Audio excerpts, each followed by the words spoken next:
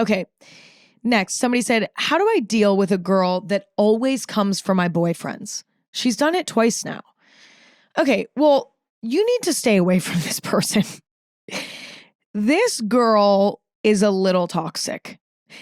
There is no excuse for anyone trying to steal someone's significant other.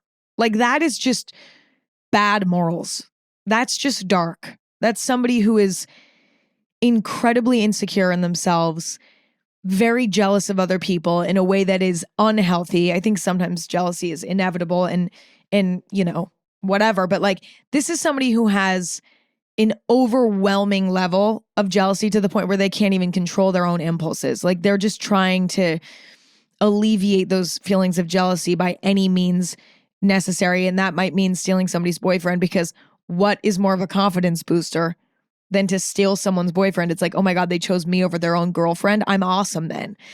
You don't want to be around people like that. So you need to avoid this person at all costs. But that's kind of obvious. If for whatever reason you're in a situation where you can't get away from this person, sounds like you can't, because if they've done this twice, you know, it sounds like you either work with this person or they're at your school or they're in your friend group. I mean, if they're in your friend group, you can get away and you might want to. But if they're at school with you or something, I think the first step is to have a conversation with your boyfriend and just explain the situation. Be like, listen, this girl, for whatever reason, tried to steal my last boyfriend and is now trying to steal you. This is like something that this poor girl does for sport.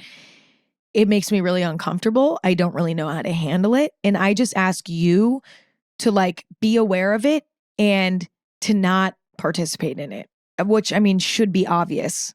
But like, I don't know, it can be hard sometimes. Like if your boyfriend isn't aware that this girl has a tendency to try to steal your boyfriends, he might just think, oh, she's being nice and like she's really nice. It's a little bit weird, but like I don't want to be rude and like not be nice back or whatever. But it can be helpful for your boyfriend to just understand the situation so that he can keep an even more safe distance than maybe he would otherwise, right?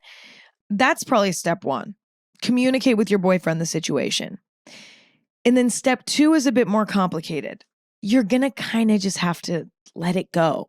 Like, listen, could you technically sit her down and be like, you can't keep doing this? Yes. But like, I don't know. I don't like to believe anyone's like their behavior makes them so far gone that like they're not worth having conversation with. I don't believe that that's true. But this is a pretty evil action. And it's pretty like, again, it's pretty low moral wise. Like this person clearly has a pretty shaky moral compass. I don't know how a conversation would go. Like I can't in good faith say, sit this girl down and be like, hey, I've noticed that you've been doing this. You've done it twice now. Like it really makes me uncomfortable and it makes it hard to be around. Like you could try that. But to be honest, if somebody's doing something like this, I just don't think they're even going to listen.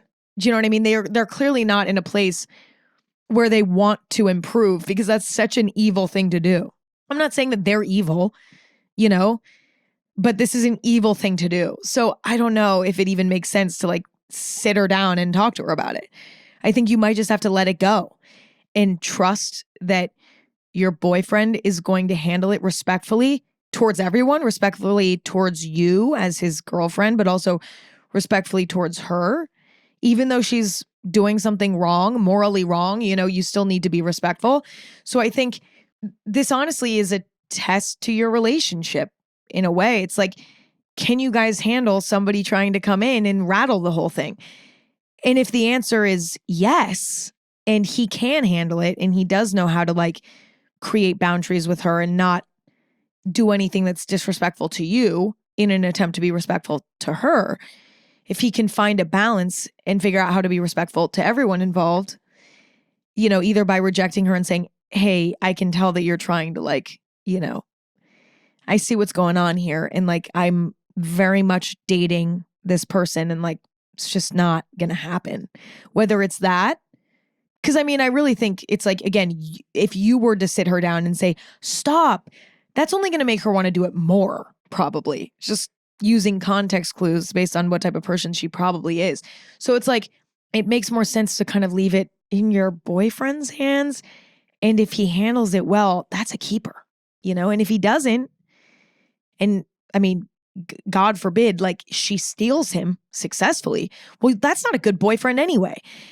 I think you use it as a test for the relationship. And if you guys pass the test, then that's a sign that, you have a really strong, wonderful relationship that is really special. And I mean, the truth is there's always going to be temptation in relationships. There's always going to be something. Like if it's not this girl, it's something else. It's a girl at work. It's a girl that your boyfriend works with. It's your boyfriend's family friend who's a hot girl and they grew up together. Like there's always something. There's always someone. And I think overcoming those discomforts together, overcoming those challenges together builds a stronger relationship or, shows you that it's maybe not the right match.